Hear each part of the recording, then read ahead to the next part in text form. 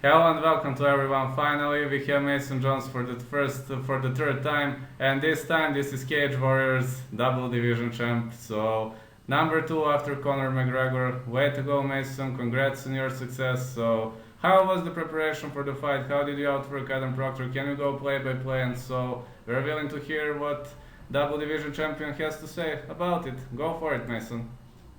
So obviously the Adam Proctor fight was a fight that I asked for personally. We had done analysis on Adam, just seeing that he was close to the welterweight title, and we'd heard rumours that he was looking to sort of to fight for the title. I knew that he was fighting Reese McGee. Reese McGee is someone I've sparred with, someone who's been on my radar for a while, and now is a close friend. But Reese was someone I always looked as obviously future opposition. So after Reese got signed to UFC, I knew that there was a sort of a vacated spot where they were looking for someone to sort of fill in for the title fight. So I put my name forwards and said I was more than willing to take it. And the super fight was originated. So when I matched up against Adam, I knew that he'd be a bigger, heavier guy. I knew that my striking was better, my jiu-jitsu was better, my wrestling was better. I was more fluid on my feet, and I knew that I'd be able to break him with my pace, my pressure, and the fight went exactly as I expected. He came out southpaw. I didn't know whether he was going to come out southpaw or orthodox. He came out southpaw. I pressured to my left to his right, pressured his front hand through the 45 to cut the body, and worked the left hook around, lined the right hand up, and worked the left hook again. And I pressured him. I ended up catching him with a screw shot that dropped him in the first round. The first time, and then obviously he worked back to his feet. He did very well to work back up, and then it was just a matter of time before I pressured him, and the hook landed, and that was sort of the end of Adam's night. How do you feel right now? You're the second Cage Warriors two division champion. So Conor was the first, and it literally skyrocketed his career. It was Dan who was the first. Dan Hardy. Then Dan Hardy, Hardy, then Hardy. and Conor, then me. But the first Welshman to win it, and obviously I'm up there against sort of stiff competition. Do you know what I mean? Like those two are the best that Cage Warriors have really produced. Obviously not counting Joanna. So I'm overwhelmed, and the response I've had off the fight. Like for me, there's a lot I did wrong in that fight. We spoke about this before. I'm hypercritical on what I did. My kicking was atrocious in the fight. My oblique kick I threw, my range was too short. The back kick I threw, I timed completely wrong, and I showed quite a lot when I threw it. And I sort of stance changed. I showed my shoulders, so I had a lot of tells in that fight. I think, to be honest, out of all of them, my Thai coach and my Taekwondo coach were both the most pissed off at me after this fight. Sorry, mainly because of the sort of the negative sort of aspects that I showed. But I think, as I saw with the rest of my game, that as I'm improving, I'm sort of trying these new things. Like it will get to this point where it'll look almost like I'm receding and getting worse, and then you'll really start to see how dangerous my kicks have gone. And my kicking felt next level until obviously I made those little mistakes. So I know that I'm really close to clicking and sort of to being that dangerous fighter who's good everywhere. He's good with his hands, he's dangerous landing kicks, his wrestling's legit, and my jiu-jitsu is on point. So it's just trying to make sure I tick all those boxes now. And the position I'm in at the moment, I'm just waiting for that UFC call for them to give me a date. Whether it's in 6 months, whether it's in 3 months, whether it's in 2 weeks, whether it's in a week, 6 days, 5 days, it doesn't matter. I'm ready. I'm still in camp. Obviously it was 1 4-minute round for me, so I straight away I step back. I go back into camp. My diet's still back on. I'm still dieting. I'm still staying healthy. So when that poll comes, I'm more than ready to take it. The majority of my fans were afraid that you would get into trouble if Adam Proctor takes you down. They credited his wrestling. They said that his wrestling is on a very, very elite level. How can you say something about that? And what do you think about the fact that he was unable to out wrestle you in the fight? So Adam Proctor's got very good wrestling. He does. But he's used to taking people down who accept takedowns. I am very hard to keep down. I knew that as soon as he took me down, that there would be that split second where I'd be able to cat back up, I'd be able to escape and put pressure on. And I did exactly what I stated in the fight.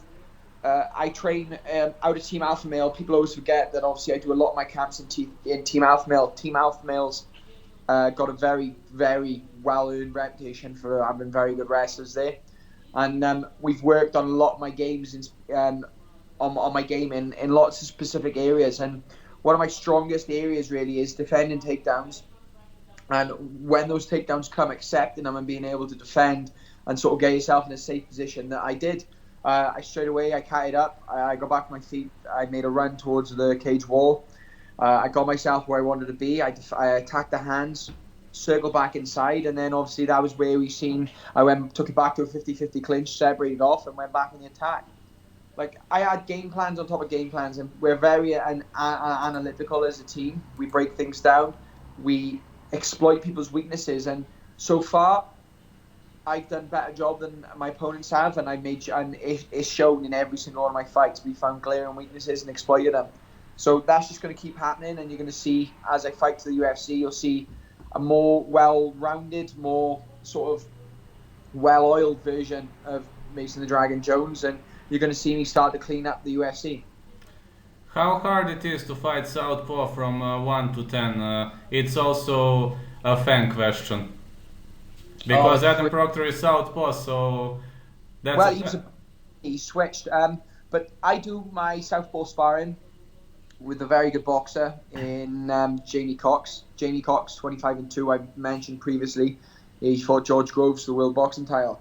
I spar a lot with southpaws with him. I spar a lot of southpaws in sort of stand-up K1 style rules. I'm happy whether you want to be southpaw or orthodox. It's just a slightly different game. If you're orthodox, I'm always going to go to the right. If you're southpaw, I'm always going to go to the left, away from that power hand. I like sparring southpaws. I really do. I don't sort of see it as difficulty. I think southpaws, as long as you get the right position on them and you don't let them be dominant, then I think it's more a weakness than is a sort of a strength, because they leave the body right open for the 45s, and I showed it with Adam. I caught him twice with the right 45, and the second time it didn't make a noise, it didn't at all, but it hurt. Like, I felt him wince, and I felt him sort of straight away switch off that. So if he'd stayed that side any longer, I would have focused on breaking his ribs and then obviously pressuring from there. But I didn't need to. I broke him with my pressure, and obviously you saw the result. Do you have some wish for the next UFC opponent if you follow the UFC dream? That's the final question. So the UFC dream is inevitable. We spoke about this before. It's coming. From my debut, I don't want someone average. I want someone who's good. I want to test myself. I want someone with a big record and someone, if possible, undefeated. Like I said, I always want to test myself. So if I could have a hard test in UFC to really sort of wet my feet and sort of really blood myself in that UFC octagon, then I'd be happy, and obviously you'll see my record go up to 11-0. So it's gonna be 155 or 170 in the UFC. Which one is it going to go?